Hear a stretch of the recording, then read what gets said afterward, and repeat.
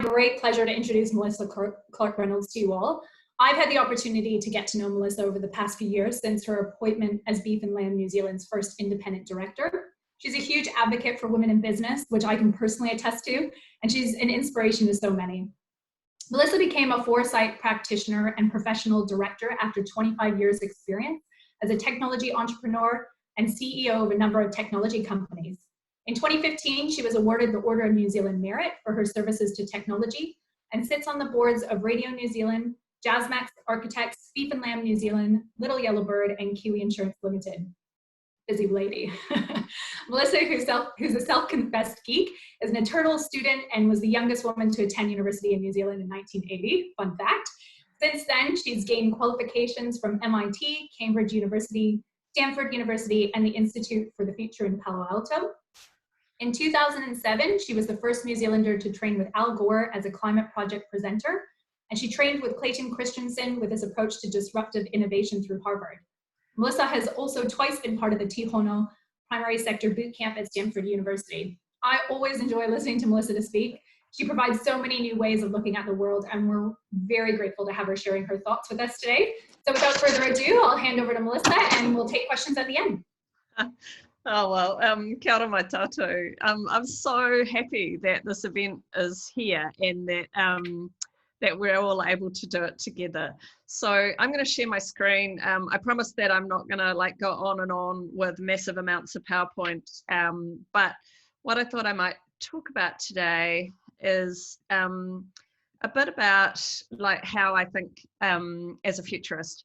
And so, as you heard, I trained at the Institute for the Future back in 2016, and I've been working, amongst other things, I do strategy as well for a bunch of companies in the meat industry.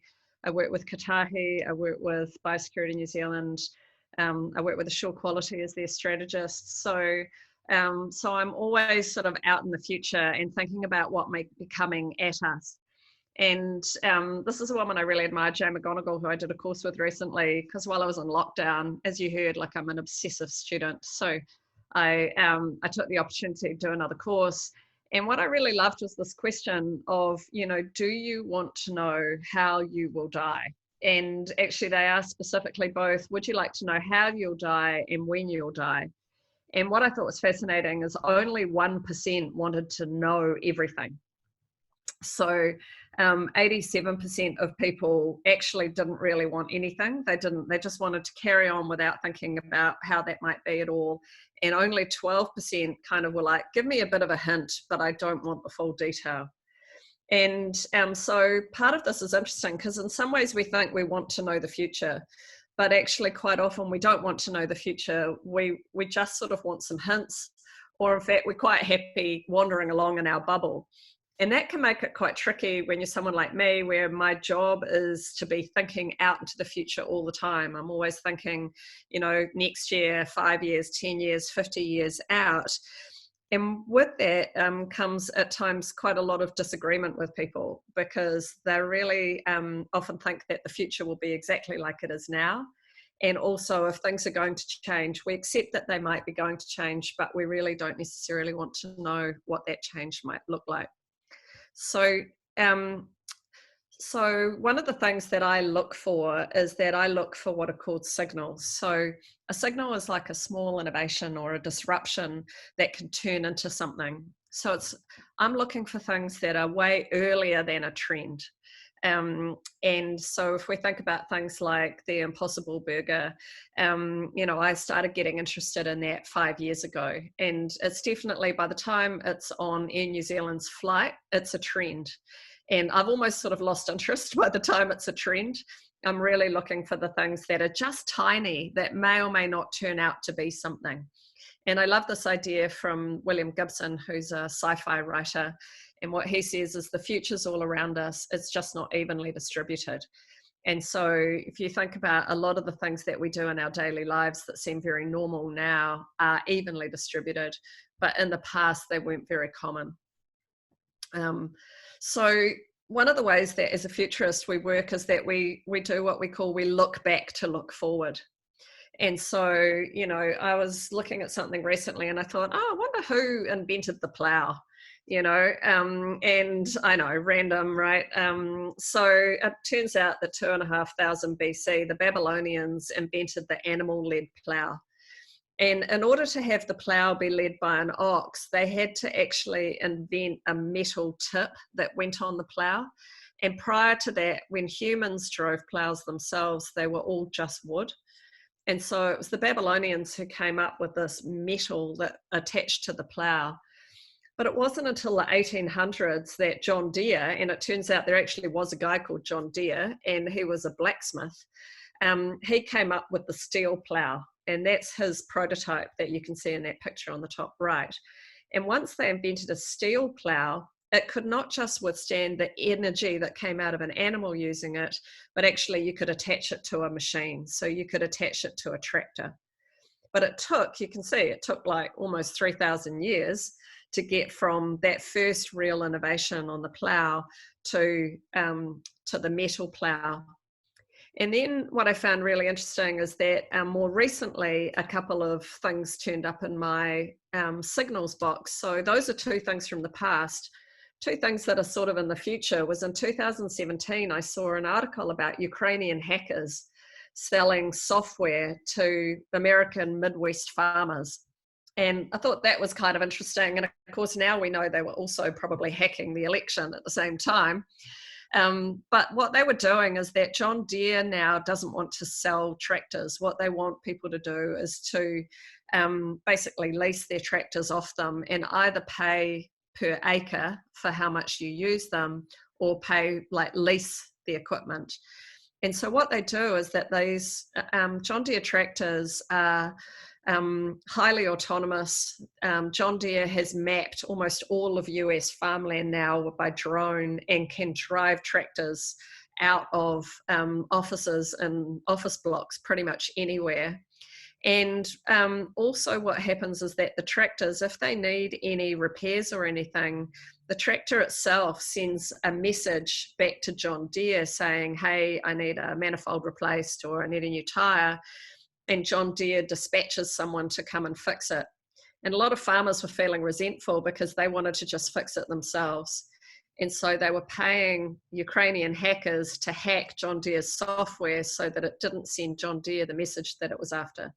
And I thought that's a really interesting thing I wouldn't have thought about. And then in 2009, John Deere released electric equipment. They've got equipment for tilling, equipment for haymaking, drilling, all sorts of stuff. What cracked me up is it's got a 1 kilometre power cord. Now, I don't know if it made me laugh. You can see that I do believe that moving to electric tractors and electric farm equipment is the future. But I don't think that having a 1 kilometre power cord is probably going to be the way that we use it. But I'm interested because my kind of interest in the future makes me think, I wonder if they'll put solar panels on the roof next. If the next iteration will be to find a way to have the machinery generate its own electricity, so that we can get away from using petrol or anything, any other fuels on farm. So another one, not so farm oriented, but in 1882, Edison built the first coal-fired power station, and he built it in London. And he's the same Edison that invented the light bulb. And it seems quite extreme, but what happened is he invented the light bulb 2 years earlier, and pretty much nobody would buy it because they didn't have electricity. And so he designed power stations so that people would buy his light bulbs. And that was pretty much where the history of the power station came from. And once he'd done this one in Holborn in London, he went on to build quite a number in the US. And so we can think, well, not much happened in many ways in terms of the evolution of the power station. Yes, we got things like we've had more wind power and we've had more hydropower. But really the biggest changes I think that we've seen in recent years have come in the solar industry. So Elon Musk back there announced his solar roof integrated with a power wall. And what this is it's home roof where every tile in the roof is a photovoltaic. So the roof is actually a power station. and the roof generates electricity. And in the US, you can either use it yourself or you can put it back onto the grid and get a decent price for it. And what that does is those kinds of roofs allow, down the left there was when I went and saw my first vertical farm. So it's a lot of them went broke at the beginning, but they're now doing really well. And what they are is that they're hydroponic vegetable farms. The modern ones have 9-meter panels in them. They have LEDs between the panels. They grow salad to order on the panels, and then they have solar power on the roof. And so the ability to generate the electricity on the roof for almost nothing now in the US, the price of solar panels is so low. So all they really have is they have free power. They put them into some crappy warehouse where they have almost free rent, and then they're doing water and nutrients. And so their ability to disrupt the vegetable market in particular is enormous. And then what we're seeing more recently in Australia is this ability for people to sell electricity neighbour to neighbour. And so I can see a situation in the future where farms might be able to generate electricity on farm and then to sell it to the local schools or sell it to local factories or find multiple markets on farm. So when we think about farm diversification, it may not just be crops or changing the mix of sheep and beef on the farm. You might also be doing power generation. And when I was in Europe a couple of years ago, I was astonished at how much revenue farmers were making from wind power, particularly on their farms, but also other forms of electricity generation. So in my mind, I start thinking, gosh, does the farm of the future include electricity generation as part of its package? So a last little thing that I've been watching for a while, and some of you might have heard me speak, I often see these signals and I watch them develop over a number of years. So 5 years ago, I saw this little button thing, which is the top left. And what it is if you push that white dot, a Tide, which is American laundry detergent, drops into your Amazon shopping cart. And so it's a very simple thing, and it's a little magnet, and they did fridge magnets as well, where you could have them, and if you pushed one, you got a Campbell's tomato soup, and if you pushed another one, you got like Campbell's pea soup. And I started thinking that's really interesting that they're trying to integrate the fridge with Amazon. And I guess I've been watching Amazon ever since. And kind of slight declaration of interest is that I'm now on the board of Atkins Ranch, and we supply Whole Foods, which is part of Amazon. And so I'm even more interested now in how these things work. So when they introduced that fridge magnet that you pushed, and then they went to the little hand scanner on the right where you could scan things in and out of your fridge. And if you scanned them in and then scanned them out again, if you didn't scan it in for the third time, it dropped whatever it was into your Amazon shopping cart. So butter, for example, in the US, the most popular brand of butter is Land O'Lakes. So it meant that it became almost a service that you just, every time you ran out of butter, you just scanned it and it would drop another one in your shopping cart and then get delivered. The third generation of this is this fridge on the left, where this is a fridge that's a third generation fridge now out of Samsung. And Amazon is built into the fridge door. And so what happens is that when you put something in the fridge scans it itself. When you take it out, the fridge knows you've taken it out. And if you don't put it back in, it automatically drops it into your Amazon shopping cart. And so this is important for us because branding will matter, is that people will become more and more loyal to the brands that they know. Because it's not just going to put meat in and out, it's going to say what was ever on the barcode of that meat. And so if I had a rack from Atkins Ranch in there and that's what I took out, it's going to order me another rack from Atkins Ranch. It's not just going to go generic meat. And so branding becomes even more and more important in this Amazon into your kitchen world. And then the last one is, I've actually got one of these on order because we're doing a renovation. This is a Whirlpool oven that's connected with an app, and you can drive it from the oven itself, or you can drive it completely from your phone. And I think on farm, this is going to be fantastic because It's not like the old, you set it and it starts at 2 o'clock and it can turn itself off at 4.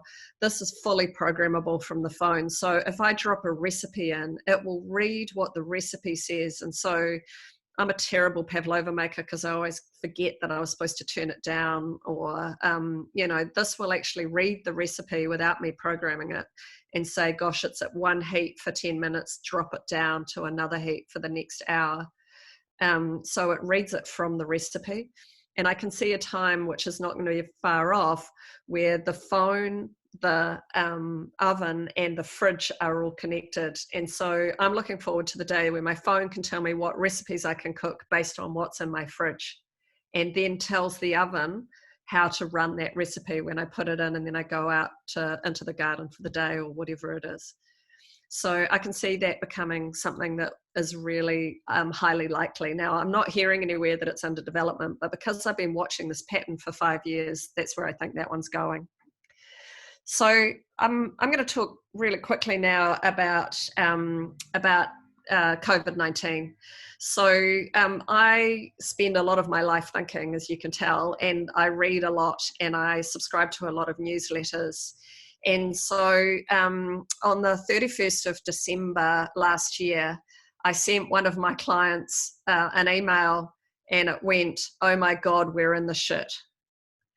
And at that point, I didn't know it was going to be a pandemic. But what I knew was that there was this animal disease that seemed to be causing some sort of flu in human beings. And so I started then doubling down on what I was watching on that. And on the one on the right, on the 20th of January, it came into my inbox. And at that point, that was when we knew that it had come from a bat, and that there was potential for China to be deeply disrupted. And again, I sent that off to my client here in New Zealand. I went, we really have to start thinking quite deeply about where our meat's going. The one on the bottom left, and this is when I really sat up, was February 7th. And on February 7th, the Chinese doctor who had done the whistleblowing on the 31st of December died. And then on the same day, in another trade newspaper, so also February 7th, was China's coronavirus disrupts global trade. So by then I was in full COVID-19 mode. Again, didn't know it was going to be a pandemic, but what I knew was that the meat industry particularly was going to be deeply disrupted. And the reason I knew the meat industry was going to be deeply disrupted was because last year we all made so much money in China in the meat industry. And so at this point, I didn't know this was going to become a global disease, but what I could see was that there was a pattern forming here under which there was a highly infectious flu that was spreading, and you've got to remember it was winter there, so it was spreading fast in areas of China, and it was disrupting our ports already by the 7th of February. And so I was starting to get very anxious, so were my clients, and we started putting together full day workshops and all sorts of stuff on what we were going to do to manage disruption into China. And that's where we thought it was at that point. So we were diverting product from China and into the US, and we were doing lots of forward planning on where this was going to go. What I found interesting is then watching the way that people are adapting to COVID-19. So up the top, this is out of China again in February. They do a lot of home delivery of food. And so they were already bringing out robots by the middle of February that you could put on the back of a motorbike. A delivery guy on the left there would drop it. It would scooch 2 meters. The person receiving the food had to stand another 2 meters away, could then pick the stuff up from the robot, and then the robot would go back to the delivery guy. And so I thought, this is pretty serious once they're starting to already develop technology that gets around the situation. My daughter's at university in Australia and didn't come home, and her friends are all scattered around New Zealand, Australian universities, and often on a Saturday night, they watch Netflix together and Skype together. And this is something that Netflix has seen happening for a while.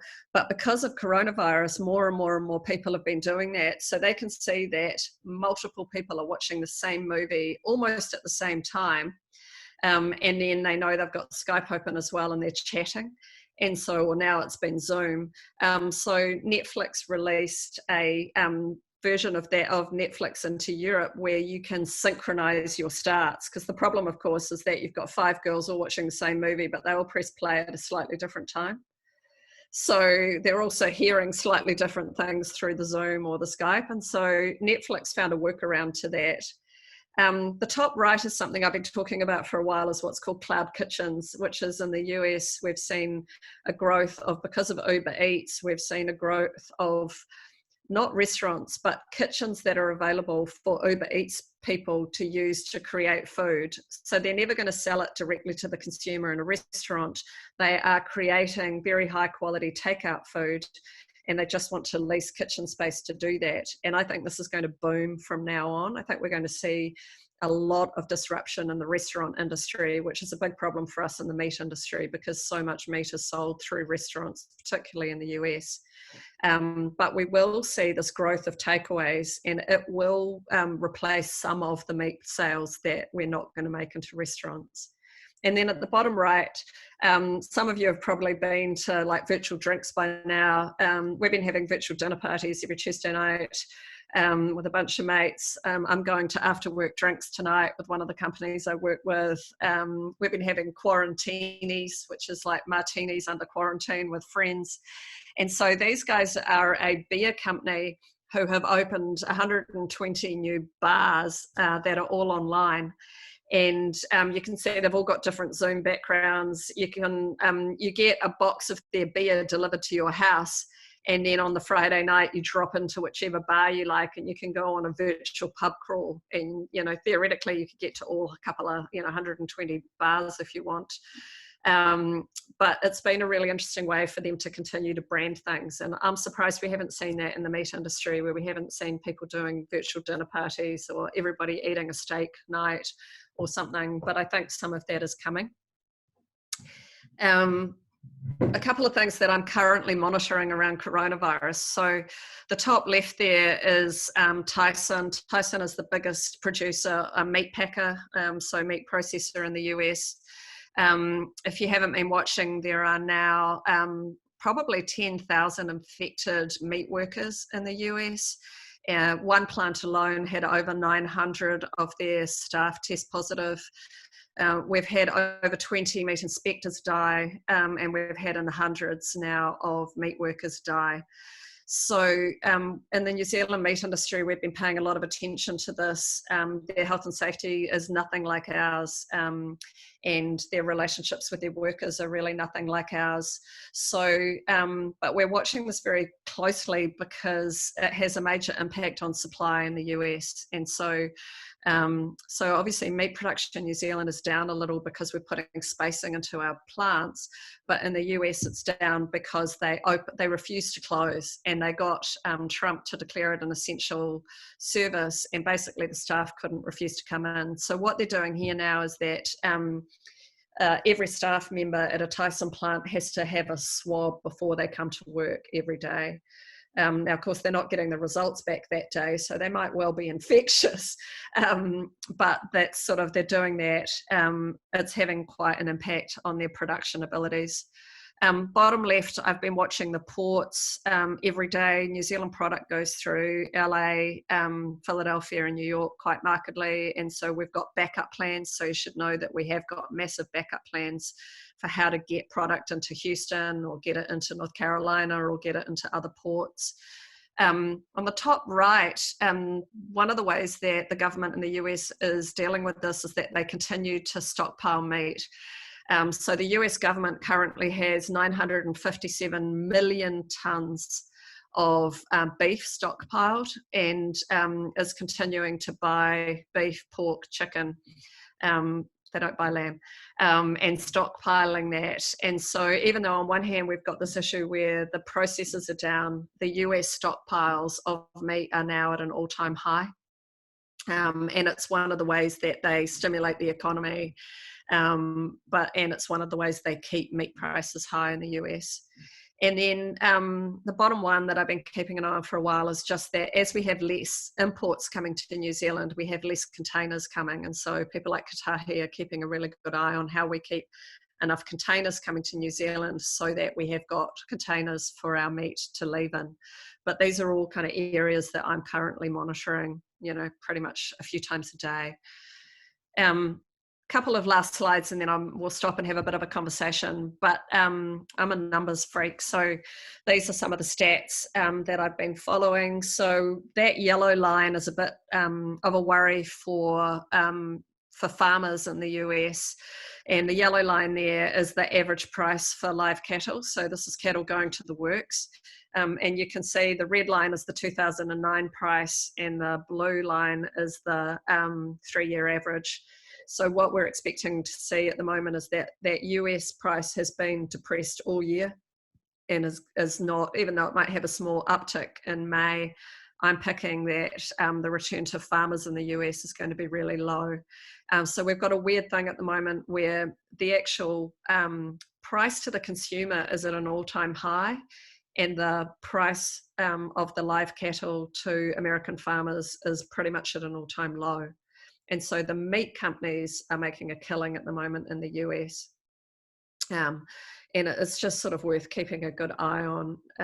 So the good news for New Zealand farmers here is that the price in the US is high. If we look at those yellow and green bars, what they're showing is the increase over the yellow one is what the meat cost last year versus this year. And you can see that those yellow bars are all quite large. And then the green one is if we take it over an 8-week period rather than just comparing last week. And so again, that you'll see that in every category, the price of meat has gone up compared to last year. And that's good for New Zealand farmers, and it's good for all of us in the meat industry. And the bottom left is kind of basically the same thing. It's just the meat prices in May 2nd relative to the week before. So the one up the top was April.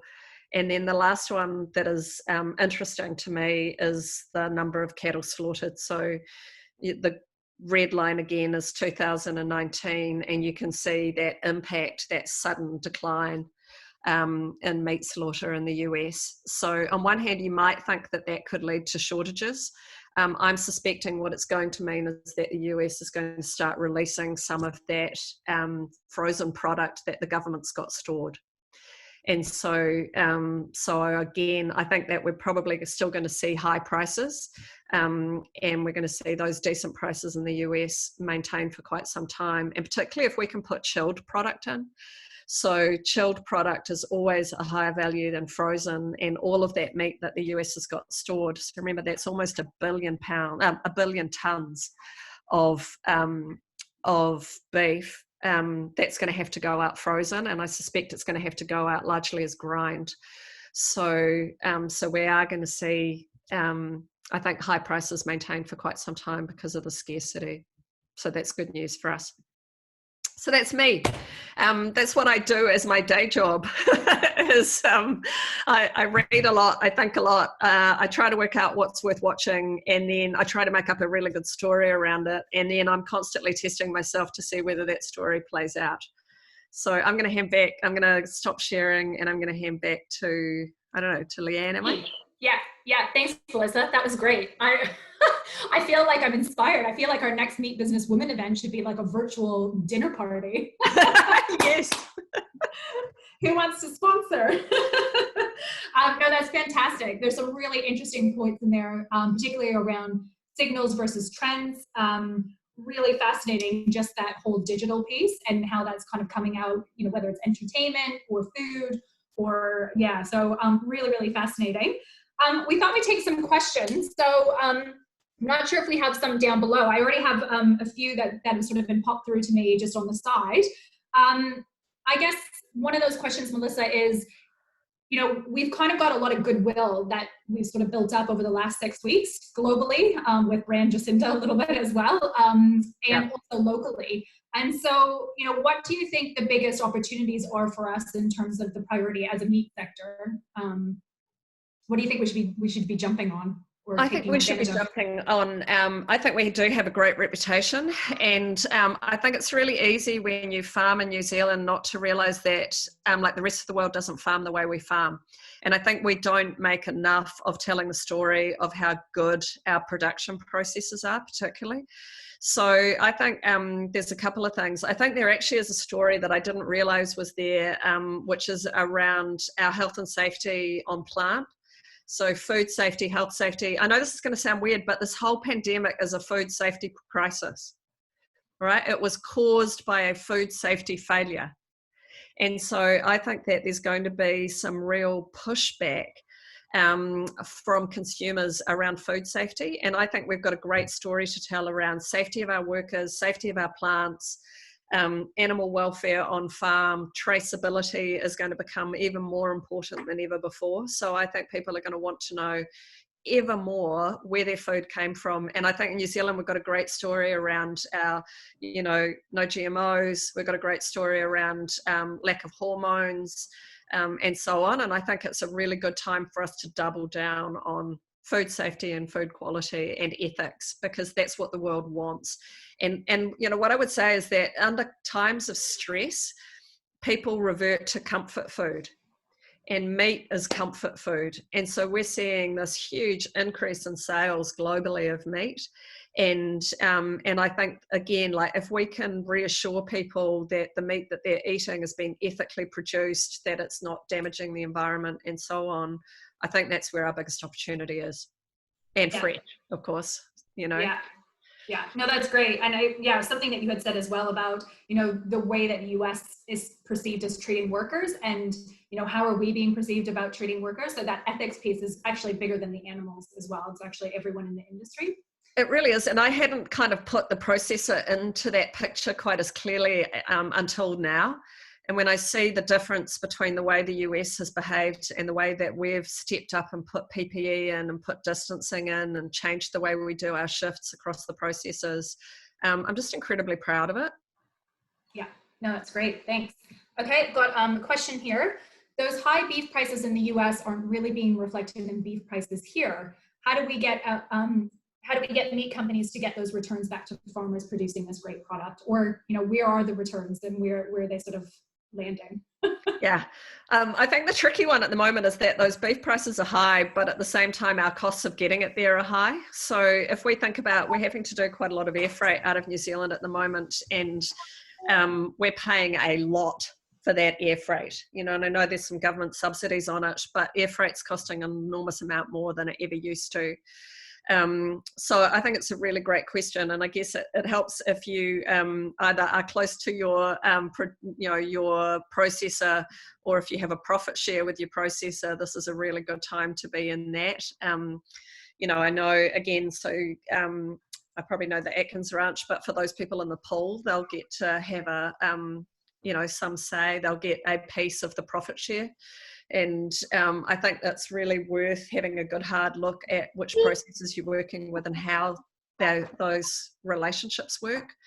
You know, I think the drought in lots of ways is causing a bigger problem to New Zealand farmers than COVID-19. And part of that is just, how do we get enough feed, and then how do we also get the best price? So in a funny way, the drought coming now has caused us more pain. If we hadn't had the drought, we probably could be making even more money, you know. Yeah, great. Okay, so just to switch tracks a little bit here. So someone's got a question about a topic that's close to my heart around plant-based protein products. So with kind of the trends that have been going on and cell-based meat, how does this experience that we've had, this global pandemic, potentially change that outlook, if at all? So I think one of the things I've really learnt as a futurist is that there's ands. So there's never one future, right? There's multiple futures playing out at once. And I think that the food safety issues is actually going to play into the plant-based meat hand really well. So there is no wet market in which an Impossible Burger is lined up next to a pangolin, next to a bat, next to some other meat. And so the ability for something to jump species from a tomato into a plant-based, or from soy or corn into a burger that's going to affect us, just doesn't exist. And so I actually think that the market for plant-based meat is going to improve over the next period of time and possibly accelerate. Now, that doesn't mean that that necessarily displaces a lot of meat, okay? So there's a couple of things. So one is that we know that the World Health Organization data shows that the healthiest way to eat meat is up to 3 times a week, up to 100 grams a sitting, and most of the world eats more than that. And so that means that there's another like 20 meals a week that should really be plant-based. And I think we have to accept that we're going to live in an and world. And I truly believe that New Zealand is positioned to sell high quality treat meat. So what I mean by that is it may not be the daily meat people eat, but it's the meat that you serve at a dinner party. It's the meat you do for Sunday roast. It's the meat you do after church. It's the meat that you do for Christmas. And what we need to be doing is positioning ourselves so we're not competing. The low end grind will compete with the plant-based, but you can't make a plant-based rack, right? You can't make a plant-based ribeye. And so what we need to be doing is kind of leaving that bottom end to that. And what we need to be doing is really thinking about how do we create an entire sensory experience so that it matches the taste profile people want. We get the genetics right so it has the fat and mouthfeel that people want. And then we have this whole story about how we care for the land, how we care for our communities, how we care for our farmers. And that's part of the story, so that when I serve it to my family, I feel really, really good about serving it. And that's how we'll get the highest prices. And ultimately what we should be thinking about in New Zealand, and we already are, is not how much meat can we sell, but how do we get the highest price for our meat. And if you're in the sheep industry, you'll know that over the last 20 years, we've doubled the yield off a sheep while we've halved the sheep, as it were. So what we have to think about now is we may not be able to double that again, but we can certainly increase the price we're getting per animal by doing a higher and higher quality animal. Great, thank you. Lots of really great questions. So I'm sorry if I'm not able to get to everyone. Feel free to just send those through to Ashley or I. We can put out a follow-up email, and then we can just try and see if we can maybe get some of those questions, because they're fantastic questions.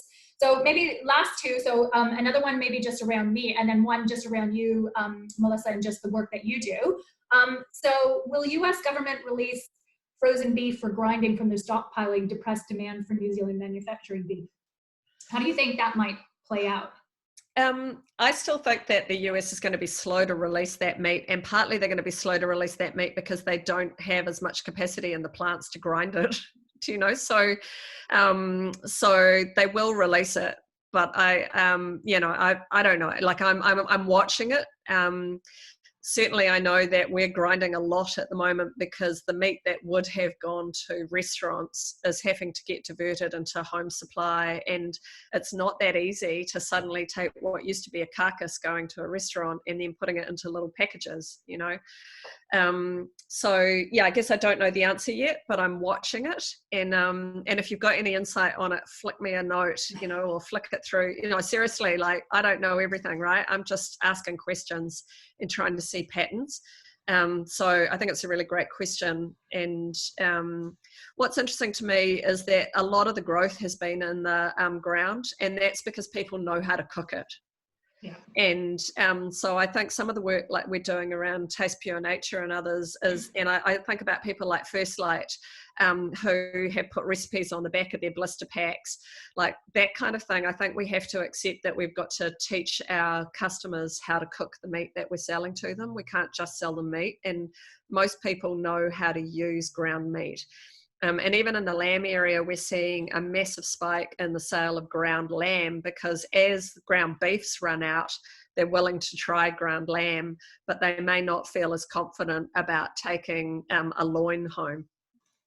So Yeah. I don't know yet, but I'm really interested to keep an eye on that.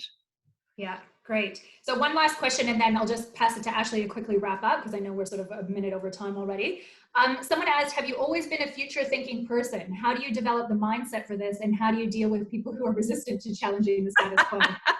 It's like 5 questions. I think I've always been really, really curious. And so I'm a kind of the annoying person who wants to ask lots of questions and learn stuff. And so I think that helped me when I discovered that it wasn't just annoying curiosity, painful child, but there was actually a job you could do out of it. It was a great relief to me. And what I've liked about actually doing the training as a futurist is it's given me a bunch of frameworks to think about. And so today I've talked about signals. It's just one of the tools, but it's given me a whole lot of tools for funneling that kind of inquiring mind that I have. And then how do I deal with people who are resistant to changing the status quo? I think there's a few things. One of the big ones I have is compassion, because I've realized that most people want to hold on to the status quo out of fear. And I truly believe that there's fear and there's love. And love to me is more about thinking about the future. Fear is, how do I defend things? How do I stop things from changing? And I realized that I can't change them by making them wrong, because that just forces them further into their defensiveness. And so what I need to do is to give them some sort of hope for the future, and then hook their best selves to that hope. And I love this great comment from Kay. Interested in futurism, read good science fiction. So if any of you want to follow me, I'm about to release my blog finally, and I've been stacking up 10 reviews of my favorite science fiction books. So you might think I'd start with meat, but I'm not. I'm starting with my 10 best science fiction books that I think everyone should read. So keep an eye out for that. Hopefully I get those up on the website in the next week or so. I'm just going to drop them out one a week. And thank you so much for letting me be here. And I'm just super excited, and well done, Leanne. And Ashley, you've done an amazing thing getting, we've got 113 women here right now. That's phenomenal. Good on you.